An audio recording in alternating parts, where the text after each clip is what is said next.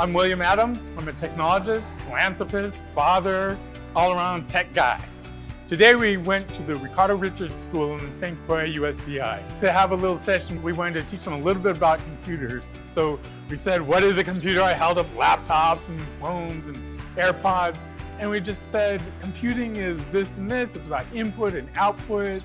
And then we put together a human computer. So we had the kids act as encoders and transmitters and decoders. And they just had a lot of fun. So it was just about presenting technology and computing in a fun way to an elementary school.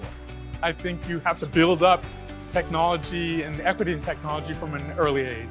If kids are exposed to technology and they say, hey, that person is in technology, now I know a little something about it, maybe I'll be more free about talking about it, they'll be more curious, and then they'll try to get into it.